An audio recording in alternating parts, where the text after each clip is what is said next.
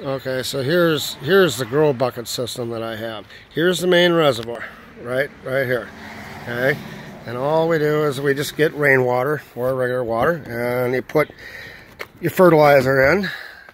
Okay, that's kind of low. We got to fill it up.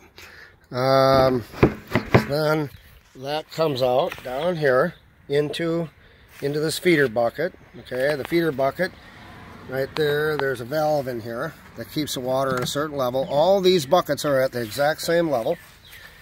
Okay, so there's that, and you can see it dripping.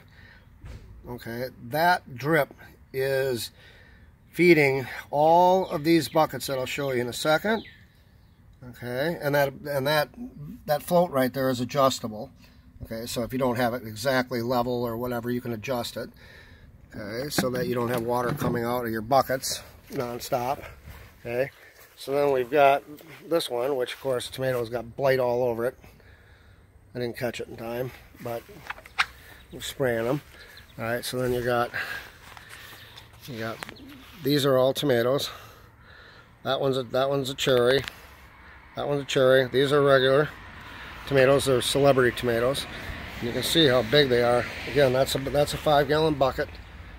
Okay, with the tomato plant coming out of it, and there's plenty of tomatoes. You can see the tomatoes on it. You know, a fair number of tomatoes already on it. And this one, for some reason, is doing really well. I don't know why, because normally they're blighted. But I've been keeping them sprayed. That's what the white stuff is all over that. Okay, so this one's a cherry over here. Okay, so and this is, I'm going to use the trellises that my homemade trellises there to support them. Okay. And this is south facing. All right, then this, as you can see, it leads. You can see the line. You can see the lines. That's coming from the feeder bucket. That's the first bucket, and then it goes right on down the line. The water level in each one of these buckets is just below these holes. Okay, just below that. There's I just use landscape fabric, but with the potting soil, you got to use a wicking type potting soil. And then underneath, down in there, sitting in the water, in the feed solution, is a plastic colander that holds the soil up, and then but sits into the liquid so that it wicks it up. But each one of those goes, you know, you can see the line. It goes to each one of those on a T. Okay, so you can see that, and you can almost see where the water level is. You can sort of see right there's like a line. You can see it, and that's where the water level is, because I can see where it is. That's the water level in there right now from that bucket. And then we have all of these over here. Okay, some like this, that's not connected, but as you can see, I have another line that I teed off from over here. I just teed it. You can't see the tee, but teed it. That goes under here, and then out here, runs down and goes into each one of these buckets. There's the beans, and you can kind of see all the flowers and stuff on them. They're starting to get beans now. See all the flowers on them, but those are 3-gallon buckets, and a pepper, which isn't doing the best. And there's some romaine Caesar type lettuce it's starting to bolt, but still good. Okay, and then these are peppers, but I put in some red lettuce in here. That's all red lettuce there. It just grows like a banshee. We're getting peppers, you know. Trying to get some. They're not real big or anything, but you can see them. I'm getting peppers on there. And these aren't very big. I'm not sure why. If the lettuce is eating up too much of the nutrient or what, I don't know. But eventually that'll go. I won't do that again. There's banana pepper.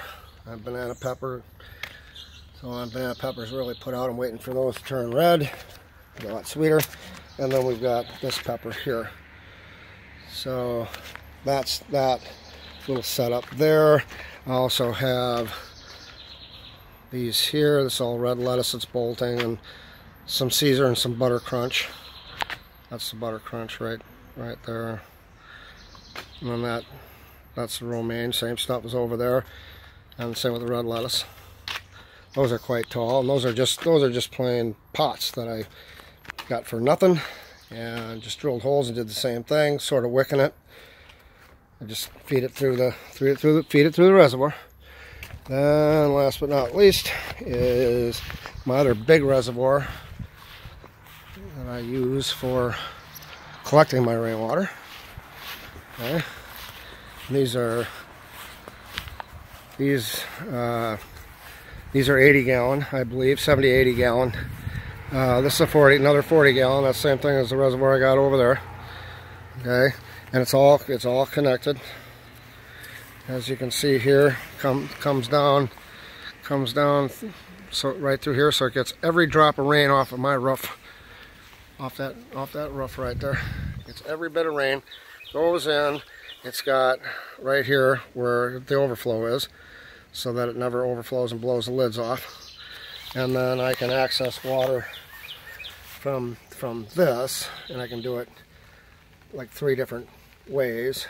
And you can see these are full because it just rained. And so let's see, I'll pull that. Just turn it like that and turn it on so you can see how much water, how fast that water comes out. It's raining now, so but you can see the kind of pressure it gets. So that'll do it because it's raining. Bye.